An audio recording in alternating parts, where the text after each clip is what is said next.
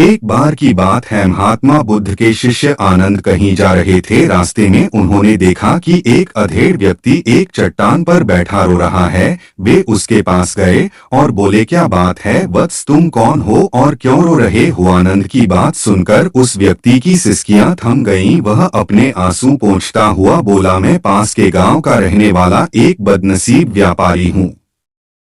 मैं जो भी काम करता हूँ वह बिगड़ जाता है। व्यापार के चक्कर में मैंने अपनी पत्नी के गहने गंवा दिए, मैंने अपने परिवार को भी खो दिया, यहाँ तक कि मेरा घर भी गिरवी पड़ा है। मुझ तो लगता है कि मैं किसी काम का नहीं हूँ, मेरी किस्मत ही खराब है। उसकी बात सुनकर आनंद बोले, तुमसे किसने कहा वत्स कि तुम्हारी किस्मत खराब है? जरा मैं भी तो जानूं कि तुम्हारी किस्मत में क्या खराबी है। वह व्यक्ति बोला, पहले मैं खेती करता था, पर हर साल उसमें घाटा होता था। कभी सूखा पड़ जाता तो कभी ज्यादा बारिश के कारण फसल बर्बाद हो जाती। इससे परेशान होकर मैंने व्यापार करने का निश्चय किया। मैंने पत्नी के गहने बेचकर अपना व्यापार शुरू किया, लेकिन मेरा व्यापार नहीं चला। शुरू में परिवार वालों ने मेरा साथ दिया, लेकिन जैसे जैसे मुझे नुकसान होने लगा, मेरे परिवार वाले भी मुझसे दूर हो गए।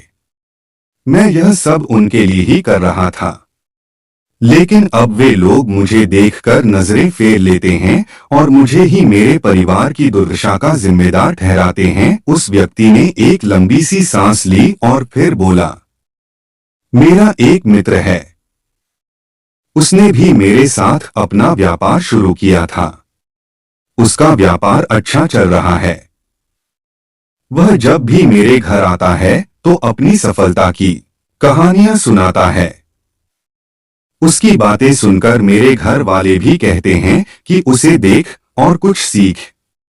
हमें तो लगता है कि तेरे वश का कुछ भी नहीं है। उन लोगों की बातें सुन सुनकर अब तो मुझे भी लगने लगा है कि शायद मेरे वश का कुछ भी नहीं है।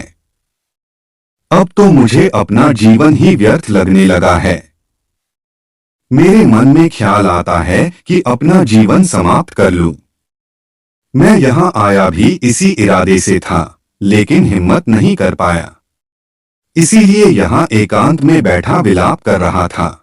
आनंद बोले, ओह तो ये बात है। वैसे क्या तुम इसके अलावा कुछ और भी कहना चाहते हो? उनकी बात सुनकर वह व्यक्ति बोला, एक ओर मेरा हर काम खराब हो जाता है, दूसरी ओर मेरा मित्र है जो हर समय मुझे नीचा दिखाने का प्रयत्न करता रहता है।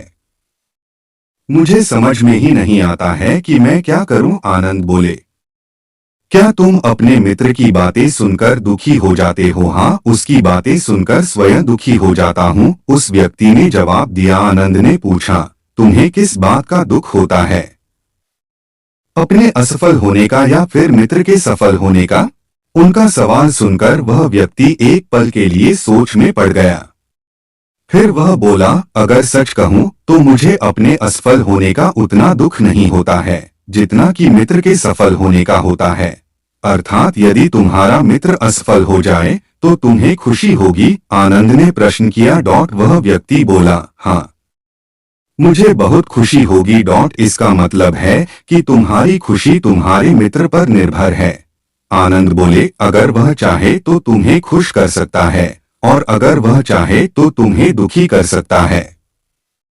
तुम स्वयं से न तो खुश हो सकते हो और न ही दुखी हो सकते हो, अर्थात तुम अपने मित्र के गुलाम हो गए हो, इसलिए तुम्हारा कुछ नहीं हो सकता। ऐसा न कहें महत्मन, उस व्यक्ति ने हाथ जोड़ दिए। आपकी बातें सुनकर मुझे कुछ आशा बंध रही है। आनंद बोले, जब हम किसी से आशा बांध लेते हैं तो उस पर निर्भर हो जाते हैं। ऐसे में हमारी खुशी और दुख भी उस पर निर्भर करने लगता है। इससे बेहतर है कि तुम अपने आप से आशा बांधो।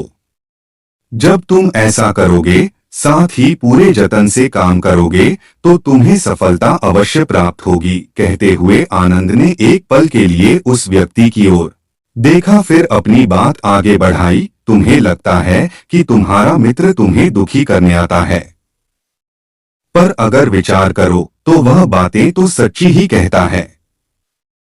वह अपने संघर्ष और अनुभव की बातें बताता है। तुम उन बातों से बहुत कुछ सीख सकते हो। तुम्हें इसके लिए उसका धन्यवाद करना चाहिए कि तुम्हें घर बैठे कुछ अनुभव मिल रहे हैं। तुम उन अनुभवों का लाभ उठाओ, नई शुरुआत करो, कर्म करते जाओ, हार मत मानो, एक दिन तुम्हें सफलता अवश्य मिलेगी। आज तुम जिसे अपना बुरा वक्त या बुरी किस्मत कह रहे हो, एक दिन यह बदल जाएगी।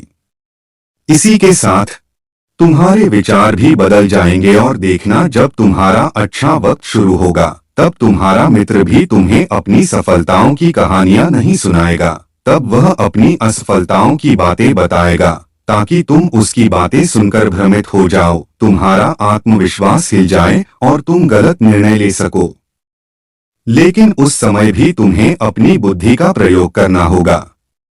तुम्हारा मित्र जैसे आज तुम्हें दुखी करने आता है, उसी तरह उस समय भी वह तुम्हें दुखी करने आएगा, क्योंकि जिस तरह उसे दुखी देखकर तुम्हें मजा आता है, उसी तरह उसे भी तुम्हें दुखी देखने में उतना ही मजा आता है। वह व्यक्ति बोला, आपने सही कहा, लेकिन मेरा सबसे बड़ा दुख यह है कि मेरे परिवार के लोग भी इसमें शामिल हैं। वास्तव में मैं तो अपने परिवार के लिए अच्छा करना चाहता था, लेकिन वे लोग भी मेरी बात नहीं समझते हैं। वे भी मुझे गलत कहते हैं और अब तो वे मेरे साथ भी नहीं हैं। आनंद बोले, मैं सब समझ गया। तुम सांत्वना चाहते हो। वास्तव में इस दुनिया में सभी लोग सांत्वना ही चाहते हैं। हम चाहते हैं कि हम जब भी कुछ करें तो लोग हमारी प्रशंसा करें, लेकिन आमतौर से ऐसा नहीं होता है, इसलिए हम दुखी हो जाते हैं। हमें लगता है कि हमारे मित्र, परिवार वाले सब मतलबी हैं। लेकिन तुम अगर किसी को अपना परिवार मानते हो और उसके लिए कुछ करना भी चाहते हो, तो तुम्हें ऐसा क्यों लगता है कि तुम दूसरों के लिए कुछ कर रहे हो? वास्तव में तुम अपनी खुशी के लिए कर रहे हो, इसलिए परिवार के लिए कुछ करना वास्तव में अपने लिए ही करना होता है। लेकिन अगर ऐसा करते समय तुम्हें लगता है कि तुम दूसरों के लिए कर रहे हो, तो तुम दुखी रहोगे। और अगर तुम्हें लगता है कि तुम अपने लिए कर रहे हो, तो तुम खुश रहोगे, क्योंकि जब चाहते हो तब तुम्हें सांत्वना की जरूरत नहीं पड़ती है। आनंद की बातें सुनकर उस व्यक्ति के चेहरे के भाव बदल गए। वह बोला, आप सही कह रहे हैं, मैं समझ गया हूं। अब तक मेरी किस्मत खराब इसलिए थी क्योंकि वह दूसरों के हाथ में थी। अब मैं अपनी किस्मत को अपने हाथ में रखूंगा। मैं फिर से प्रयत्न करूंगा, पूरे मन से काम करूंगा और जब तक सफलता नहीं मिल जाती चैन से नहीं बैठूंगा। उस व्यक्ति की बात सुनकर आनंद मुस्कुराए और उसे एक छोटी सी डिबिया देते हुए बोले, इस डिबिया को हमेशा अपने पास रखना। इसमें एक ऐसा राज है जो तुम्हें बड़े से बड़े दुख से भी बाहर निकाल लेगा। लेकिन इसे तभी खोलना जब तुम्हारे जीवन में कोई रास्ता न सुझाई दे और तुम्हें लगे कि सब व्यर्थ है। यह दुनिया व्यर्थ है और यहाँ रहना भी व्यर्थ है। उस व्यक्ति ने आनंद को धन्यवाद दिया और डिबिया को लेकर चला गया। उसने नए उत्साह के साथ फिर से अपना व्यापार आरंभ किया। उसका व्यापार चल निकला। अपनी मेहनत और लगन के बल पर वह एक बड़ा व्यापारी बन गया। परिवार वाले भी उसके साथ आ गए और उसका जीवन हंसी खुशी बीतने लगा। अब वह भूतकाल का रोना छोड़ चुका था। वह भविष्यकाल की भी चिंता नहीं करता था, बस अपने वर्तमान को संवारने में लगा रहता था। और जो कुछ भी वह करता था वह अपने लिए करता था, अपनों के लिए करता था, इसलिए वह प्रसन्न था। उसके जीवन में अब कोई दुख नहीं था। लेकिन वक्त हमेशा एक जैसा नहीं रहता है, वह बदलता रहता है। उसके जीवन में भी बदलाव आया। एक दिन उसके राज्य पर पड़ोसी राजा ने चढ़ाई कर दी। उसने इस राज्य पर अपना कब्जा कर लिया। उसके सैनिकों ने चारों ओर लूटमार मचा दी। उन्होंने व्यापारी का सारा धन लूट लिया। उसके घर में आग लगा दी। जान बचाने के लिए उसे अपने परिवार के साथ वहां से भागना पड़ा। वह व्यक्ति अपने परिवार के साथ कई दिनों तक इधर उधर भटकता रहा। वह दाने दाने को मोहताज हो गया। उसका बच्चा बीमार हो गया। इलाज के अभाव में वह तड़पने लगा। यह देखकर उसका हृदय चीत्कार कर उठा। वह कैसे अपने बच्चे का इलाज कराए? उसके पास तो खाने के लिए भी पैसे नहीं थे। ऐसे में उसे एक बार फिर निराशा ने घेर लिया। उसे लगने लगा कि उसका जीवन व्यर्थ है। सारी दुनिया व्यर्थ है। किसी भी बात का कोई मतलब नहीं है। भले ही आप जीवन में कितना भी कुछ कर लो, कितनी भी सफलता हासिल कर लो, पर अंततः यह जीवन समाप्त ही होता है। तो फिर ऐसे में जीवित रहने का क्या फायदा? इससे तो अच्छा है कि वह अपना जीवन समाप्त कर ले। लेकिन तभी उसके दिमाग में आनंद की दी हुई डिबिया कौंध उठी। उसने उत्सुकता के साथ उसे खोला। डिबिया के भीतर एक पर्ची रखी हुई थी। पर्ची पर कुछ लिखा हुआ था। उसे पढ़कर उसकी आंखों के आगे छाए निराशा का अंधेरा छंट गया और वह मुस्करा पड़ा।